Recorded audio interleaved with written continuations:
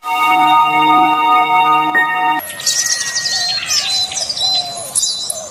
गांव में दो भाई रहते थे। बड़ा भाई गंगाराम बहुत अमीर था। उसके घर में किसी भी चीज की कमी नहीं थी। वही छोटा भाई सेवकराम बहुत ही भोला और नेक दिल इंसान था। उसके परिवार में उसकी पत्नी और एक बच्चा था। वह इतना गरीब था कि वह मिट्टी के मकान में रहता था। गंगाराम की पत्नी के 3 पुत्रियों के बाद पुत्र हुआ था, तो गंगाराम ने एक बड़ा प्रोग्राम रखा, जिसमें उसने गांव के और बाहर के बड़े बड़े अमीर लोगों को बुलाया था।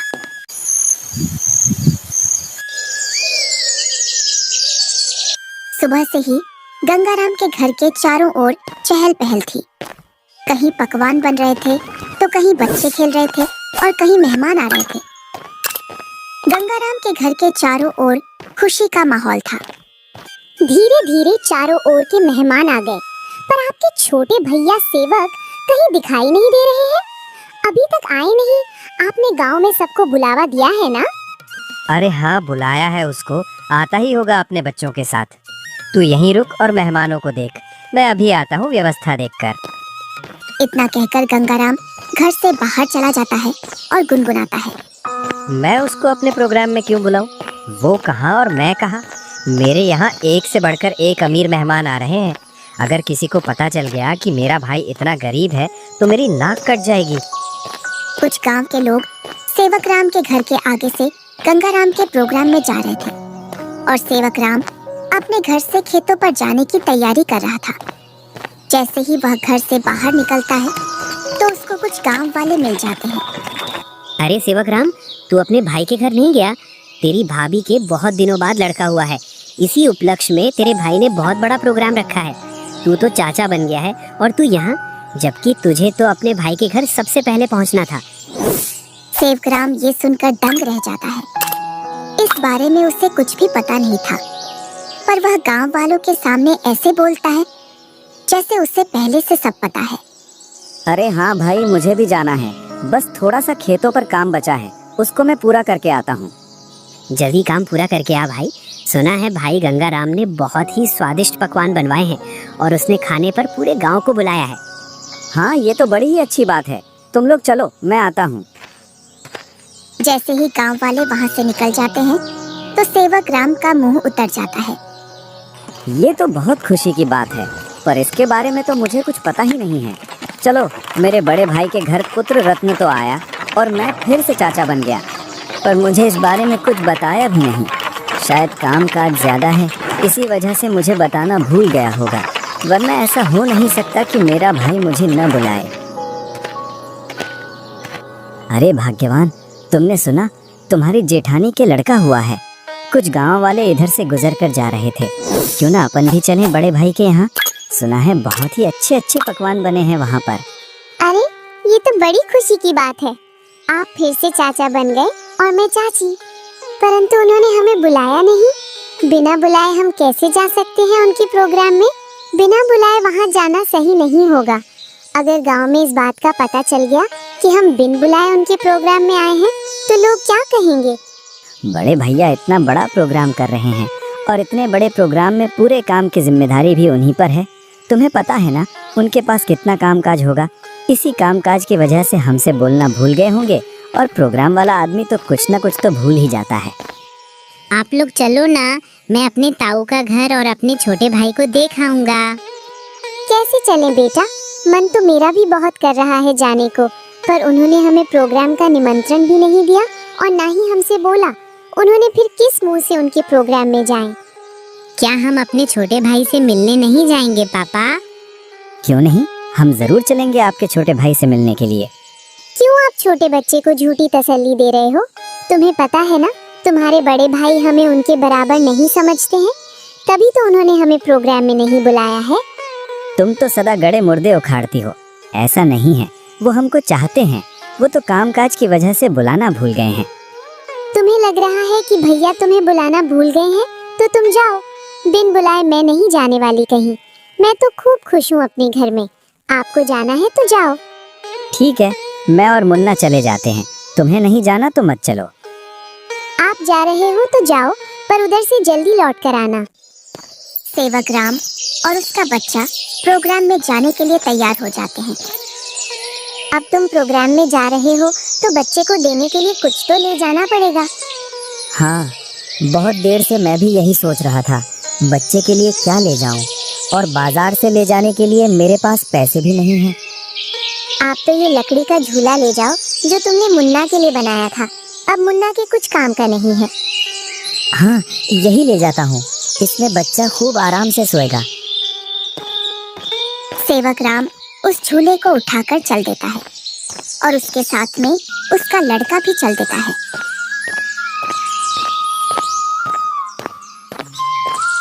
थोड़ी देर बाद दोनों प्रोग्राम में पहुंच जाते हैं। यहाँ तो खूब अमीर मेहमान आए हैं और बच्चे को देने के लिए शानदार और महंगी महंगी वस्तुएं लाए हैं। मेरा झूला तो इनके आगे कुछ भी नहीं है। सेवक राम मेहमानों पर महंगी महंगी वस्तुएं देखकर अपने झूले की ओर देखता है और मन ही मन में सोचता है, मैं क्यों इस झूले को यहाँ लाया। यहाँ तो एक से बढ़कर एक वस्तुएं हैं बच्चे के लिए। मैं भी क्या सोच रहा हूँ, भला हाथ की बनी चीज और बाजार की चीजों में अंतर होता है। बड़े भैया जरूर मेरे झूले को पसंद करेंगे, क्योंकि मेरा झूला सबसे मजबूत है, क्योंकि इसे मैंने अपने हाथों से बनाया है। और सेवक राम निसंकोच होकर मेहमानों के बीच में घूमने लगता है। वह देखता है कि उसके बड़े भैया और भाभी मेहमानों का स्वागत कर रहे थे। तभी गंगाराम की पत्नी की निगाह सेवक राम पर जाती है। तब वह गंगाराम से बोलती है, अरे भैया और मुन्ना तो आ गए, पर देवरानी नहीं दिख रही है। कहाँ आ गए? मुझे तो कहीं दिखाई नहीं दे रहे। वो रहे मेहमानों के बीच में। इधर सेवक राम के पास कुछ मेहमान आ जाते हैं। उसकी वेशभूषा देखकर मेहमान सेवक राम से पूछते हैं, अरे तुम कौन हो और ये कैसी वेशभूषा पहनकर आए हो और ये लकड़ी का झूला लेकर आए हो इस जमाने में? चलो तुम अपना परिचय दो, तुम कौन हो और यहाँ क्या कर रहे हो? इतना सुनकर सेवक राम संकोच में पड़ जाता है और मन ही मन सोचता है, अगर मैं इन्हें ये बताऊं कि मैं गंगाराम का छोटा भाई हूँ तो ये लोग क्या सोचेंगे। एक भाई इतना अमीर और एक भाई इतना गरीब कि वो प्रोग्राम में एक जोड़ी कपड़ा भी सही से पहनकर नहीं आ सकता है। इससे अच्छा तो मैं झूठ बोल दूं। मैं गंगाराम जी का मजदूर। अरे तुम इतना क्यों घबरा रहे हो? डरो मत, बेझिझक होकर बोलो। गंगाराम जी का मैं मजदूर मैं छोटा भाई हूँ। वह बहुत कोशिश करता है झूठ बोलने की, लेकिन उसके मुंह से सच निकल जाता है। क्या बोल रहे हो? तुम्हें पता है ना तुम गंगाराम जी को अपना भाई बता रहे हो? तुम्हें पता है ना वो कहाँ और तुम कहाँ? अपने आप को देखो और उनका प्रोग्राम देखो। इतने में ही गंगाराम वहाँ आ जाता है और बोलता है, क्या बोल रहा है ये तुम्हें अपना भाई बता रहा है कि तुम इसके भाई हो? मेरा भाई होता तो वो इस हालात में रहता। ये तो मेरा हारी है, हारी। इसको मैंने एक दिन प्यार से भाई क्या बोल दिया, मुझे अपना भाई बताने लगा। इतना सुनकर सेवक राम अपना सिर झुका लेता है। आप प्रोग्राम का आनंद लीजिए, चलो मैं और मेहमानों से मिलता हूँ। जी आप मिलिए, हम भी और परिचितों से मिल लेते हैं। चलो तुम यहाँ से बाहर चलो, मुझे तुमसे कुछ बात करनी है। दोनों भाई एकांत में चले जाते हैं।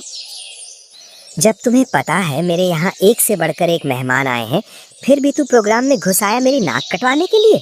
और ये क्या लेकर आया है मेरे लड़के के लिए? लकड़ी का झूला। इस झूले में सोएगा मेरा लड़का। मेरा लड़का तो मखमल के झूले में सोएगा। किसमें? मखमल के झूले में। जा यहाँ से, मुझे दिख मत जाना अब इस प्रोग्राम में। अगर कुछ खाना बचेगा तो मैं सुबह भिजवा दूंगा तेरे घर पर। और हाँ, साथ में अपने लड़के को भी ले जाना यहाँ से। मुन्ना की माँ ठीक बोल रही थी कि बिन बुलाए वहाँ मत जाओ। मेरी ही गलती है जो मैं बिन बुलाए यहाँ आ गया।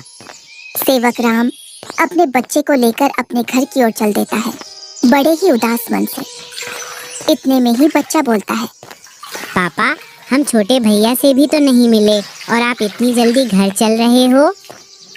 सेवक राम थोड़ी हिम्मत करके अपने लड़के से बोलता है, बेटा हम शाम को आएंगे। खेतों पर कुछ काम बाकी रह गया था, वो मुझे याद आ गया है। उसे करके मैं आ जाऊंगा। उसके बाद चलेंगे हम तेरे छोटे भाई से मिलने के लिए। दोनों घर पहुंच जाते हैं। मुन्ना घर से बाहर बच्चों के साथ खेलने के लिए चला जाता है। इधर सेवक राम अपनी पत्नी को पूरी घटना सुना देता है और उसकी आंखों से आंसू छलक जाते हैं। पता नहीं ईश्वर की कैसी लीला है, आज भाई ने भाई को पहचानने से मना कर दिया। आप रोइए मत, ईश्वर एक दिन सब ठीक कर देगा। ईश्वर को भाइयों के बीच में इतना फासला भी नहीं रखना चाहिए कि वे एक दूसरे से ही दूर हो जाएं। आप इतना दुख मत मनाइए, सब ठीक हो जाएगा। आप बस ईश्वर पर विश्वास रखिए। तीनों सो जाते हैं।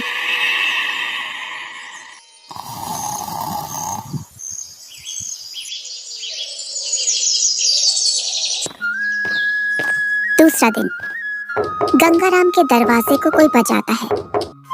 पता नहीं अब कौन आ गया। कल का इतना थका हारा हूँ, फिर भी लोगों को समझ में नहीं आता है और आकर दरवाजा खटखटाने लग जाते हैं।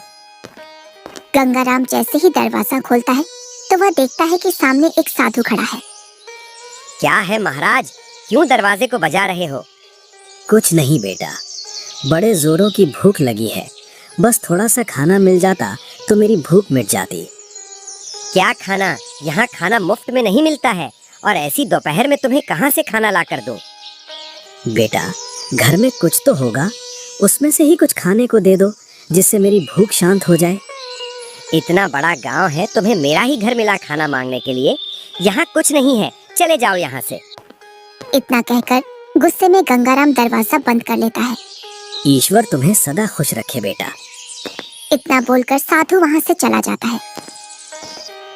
इधर गंगाराम की पत्नी गंगाराम से पूछती है, कौन आया था दरवाजे पर जो तुम इतने जोर से उस पर चिल्ला रहे थे? कोई नहीं, एक ढोंगी बाबा आया था दरवाजे पर, बोल रहा था खाना खिला दो, तो मैंने उससे मना कर दिया, यहाँ नहीं है खाना। तुम भी पता नहीं अब किस नशे में रहने लगे हो। कल का इतना सारा खाना बचा था, वो वैसे ही फेंकेगा। उसमें से कुछ खाना खिला देते। मैंने ये खाना गरीबों और ढोंगियों के लिए नहीं बनवाया है, ये खाना सिर्फ हम जैसे बड़े लोग ही खा सकते हैं। गंगाराम की पत्नी गुनगुनाते हुए वहां से अपने कमरे में चली जाती है। इनको तो पता नहीं अब किस बात का नशा आने लगा है, सीधे मुंह अब किसी से बात ही नहीं करते हैं। इधर साधु सेवक राम के घर के सामने पहुंच जाता है और बाहर से आवाज लगाता है, अरे घर में कोई है? अरे घर में कोई है? आवाज सुनकर सेवक राम घर में से बाहर निकल आता है। साधु को देखकर बोलता है, जी साधु महाराज, बताइए मैं आपकी क्या सेवा करूं? कुछ नहीं बेटा, बहुत तेज भूख लगी है, कुछ खाने को मिल जाए तो आत्मा तृप्त हो जाएगी मेरी। क्यों नहीं साधु महाराज, आइए आइए, जो कुछ हमारे घर में खाने के लिए मिलेगा हम आपको खिलवा देंगे। दोनों घर के अंदर चले जाते हैं। सेवक राम और साधु जमीन पर बैठ जाते हैं और सेवक राम अपनी पत्नी से बोलता है, अरे भाग्यवान, घर में कुछ हो तो खाने का साधु महाराज को ले आओ। सुबह की कुछ दाल रोटी रखी है और अभी खाना बनाने के लिए घर में कुछ भी नहीं है। अरे बेटी, तुम तो शर्माओ मत, जो घर में खाने का हो वही ले आओ, मैं तो खा लूंगा। सेवक राम की पत्नी जो घर में खाना था उसी खाने को गर्म कर लाती है। लीजिए साधु महाराज, गरीब के घर का खाना, हमारे पास तो खाने में यही है। अरे बेटी, तुम अपना मन इतना उदास मत करो, मैं तो ईश्वर की कृपा से जो मिलता है वही खा लेता हूँ। और तुम दोनों इतना उदास क्यों हो? कोई समस्या है आपके यहाँ? साधु महाराज, खेतों में इतना काम कर रहा हूँ, उतनी ही गरीबी आ रही है। गरीबी कम होने का नाम ही नहीं ले रही है। अब तो स्थिति ऐसी हो गई है, 2 वक्त का खाना भी बड़ी मुश्किल से मिलता है। पता नहीं ईश्वर हमारी कौन सी परीक्षा ले रहा है। ये कोई बीमारी तो है नहीं जिसका मैं आपको सही उपचार बता दूं बेटा। बस ईश्वर पर विश्वास रखो, सब सही हो जाएगा। फिर भी मुझे लगता है तुम मुझे तुम्हारी समस्या सही से बता नहीं रहे हो। इतना सुनकर सेवक राम और सेवक राम की पत्नी साधु महाराज को पूरी बात बता देते हैं कि किस प्रकार गंगाराम ने उनके साथ भेदभाव किया। साधु खाना खा लेता है। पता नहीं आपको हमारे हाथ का खाना कैसा लगा, सही लगा या नहीं? बेटी, तुम अपना मन उदास मत करो, तुम तो अन्नपूर्णा हो और तुम्हारे हाथ का खाना बहुत ही स्वादिष्ट है। इतना सुनकर सेवक राम की पत्नी खुश हो जाती है। तुमने बेटा आज मेरी आत्मा तृप्त कर दी है। अगर तुम आज मुझे भोजन नहीं देते तो पता नहीं आज भूख की वजह से मेरा क्या होता। साधु अपने थैले में हाथ डालता है और उसमें से एक पोटली निकालता है। इसमें क्या है साधु महाराज? ये पोटली बेटा बीजों का भंडार है। तुम जिस भी फसल का बीज चाहोगे वो बीज इस पोटली में से निकलेगा, जिससे तुम्हारी फसल साधारण फसल से 10 गुना ज्यादा निकलेगी। ये तो महाराज आपकी असीम कृपा है। ये मेरी नहीं, ईश्वर की कृपा है बेटा। बस एक बात का ध्यान रखना, इस पोटली के बारे में कभी किसी को मत बताना और इसमें से जो बीज निकले उन्हें बेचना नहीं। अगर तुमने ऐसा किया तो ये पोटली आपके किसी काम की नहीं रहेगी। जी साधु महाराज, मैं कभी ऐसा नहीं करूँगा। और साधु महाराज वहाँ से चले जाते हैं। साधु महाराज के पैर जैसे ही घर में पड़े तब से घर में शांति का अनुभव हो रहा है। हाँ भाग्यवान, अब ईश्वर की कृपा से सब ठीक हो जाएगा।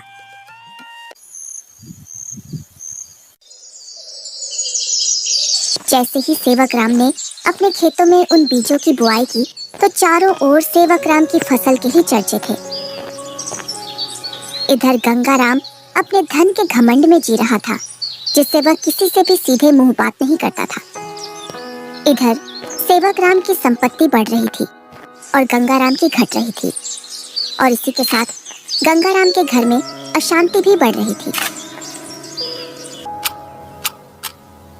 कुछ ही दिनों में सेवक राम ने गांव में गंगा राम से भी बड़ा मकान बना लिया था और सेवक राम अब अपने घर में खूब खुशी खुशी रह रहा था। पर एक दिन, मालिक, अब मैं आपके यहाँ काम नहीं करूँगा। अब मुझे दूसरे गांव में आपसे ज्यादा जमीन मिल रही है और इससे भी अच्छी उपजाऊ। क्या बोल रहे हो हरिया तुम? तुम्हें पता है मेरे पास कितनी जिम्मेदारियां हैं? तुम चले जाओगे तो मैं अकेला कैसे खेती और घर संभालूंगा, और ऊपर से मैं अकेला आदमी। मुझे जहाँ मुनाफा मिलेगा मैं वहीं काम करूँगा मालिक। अगर मुझे इतनी ही मेहनत में मुझे वहाँ ज्यादा फसल मिलेगी तो मैं वहीं जाऊँगा। अरे हरिया, मैं भी तो तुम्हें खूब मुनाफा करवाता हूँ। बस तुम इस साल और रुक जाओ, मैं जब तक दूसरा हारी देख लूंगा। मालिक, 2 सालों से तुम मुझे बेवकूफ बना रहे हो। न तो तुम अनाज ज्यादा देते हो और न ही तुम दूसरा हारी रखते हो। मैं तो चला, तुम जानो और तुम्हारी खेती। अरे नहीं, ये तो चला गया। अब मैं क्या करूँगा? कई सालों से मैंने खेतों में काम भी नहीं किया है, जिससे अब मुझसे खेतों में काम भी नहीं होगा। क्यों ना मैं सेवक राम के यहाँ जाऊं। अब तक तो उसने उसकी सारी जमीन बेच दी होगी, क्योंकि हालात तो वैसे भी खराब चल रहे थे उसके। वो जरूर मेरे खेतों पर काम कर लेगा। गंगा राम सेवक राम से मिलने के लिए चल देता है।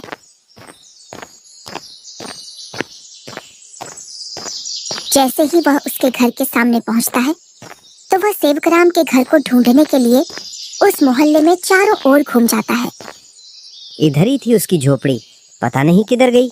बहुत देर से ढूंढ रहा हूँ, मिल नहीं रही है। तभी वहां से एक गांव का व्यक्ति गुजर कर जा रहा था तो गंगा राम उस व्यक्ति से पूछता है, अरे भैया, सेवक राम की झोपड़ी थी यहाँ, वो कहाँ है? कितने दिनों बाद आ रहे हो भैया इधर? शादी के बाद अब आया हूँ इधर। इसीलिए तो तुम्हें वो झोपड़ी नहीं मिल रही है। अरे भैया, तुम जो सामने मकान देख रहे हो बहुमंजिला, यही घर है सेवक राम का। ये कैसे हो सकता है?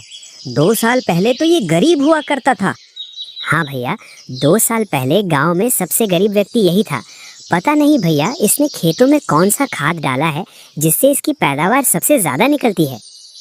घर बताने के लिए बहुत बहुत धन्यवाद।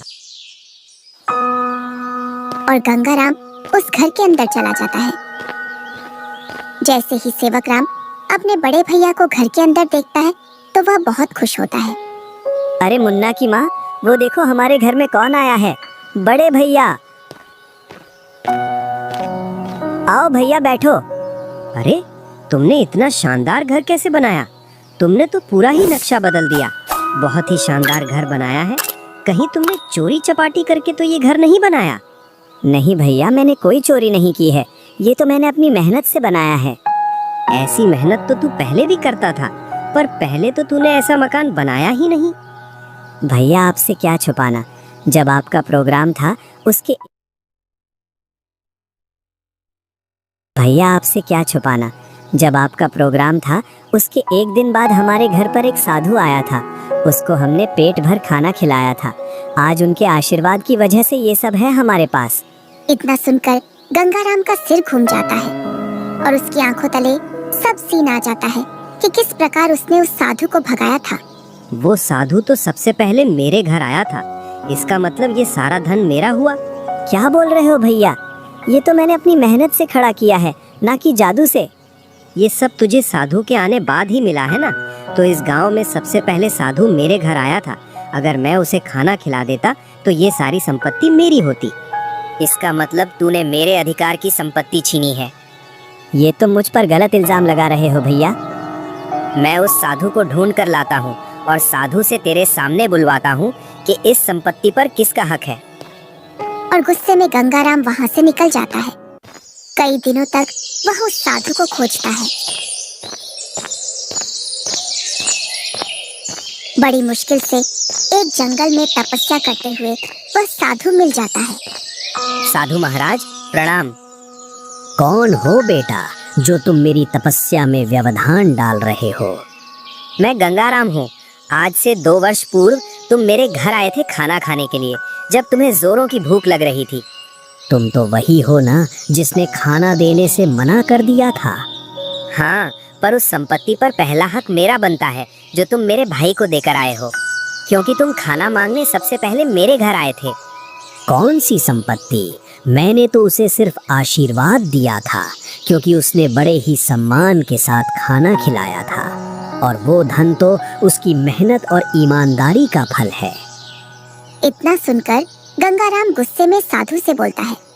साधु, तुम मेरे साथ अन्याय कर रहे हो, क्योंकि उसकी संपत्ति पर पहला अधिकार मेरा है, क्योंकि तुम सबसे पहले मेरे द्वार पर आए थे। अगर तुम मुझे ये पहले ही बता देते कि मैं तुझे और भी अमीर बना दूंगा तो मैं तुम्हें उससे भी अच्छा भोजन कराता। उसने क्या खिलाया होगा आपको? सूखी रोटी?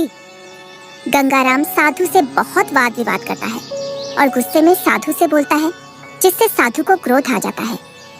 बालक, तुमने मेरी सब्र की सीमा खत्म कर दी है। तुम मेरे श्राप से अब बच नहीं सकते हो। इतना सुनकर गंगाराम के होश उड़ जाते हैं। इतने में ही सेवक राम और गंगाराम की पत्नी आ जाती है। क्षमा कीजिए साधु महाराज, क्षमा कीजिए। अरे बेटी, तुम क्यों माफी मांग रही हो? मेरे पति थोड़े उग्र हैं, उनको पता नहीं है किससे कैसे बात करना है। इतना सुनकर गंगाराम भी माफी मांग लेता है। गंगाराम, अभी तक तुम्हारा जो घर चल रहा था वो तुम्हारी पत्नी के निर्मल भाव की वजह से चल रहा था। अब तुम अपने लालच को छोड़ दो और दोनों भाई साथ साथ रहो, क्योंकि तुम्हारा छोटा भाई बहुत ही ईमानदार है। जी साधु महाराज। तुम्हें कैसे पता चला मैं यहाँ हूँ? आप जिस दिन साधु महाराज की खोज में निकले उसी दिन भैया मेरे पास पहुँच गए थे और उन्होंने आपके बारे में मुझे सब बता दिया था। भाई हो तो तेरे जैसा, मेरे जैसा भाई किसी को भी नहीं मिले।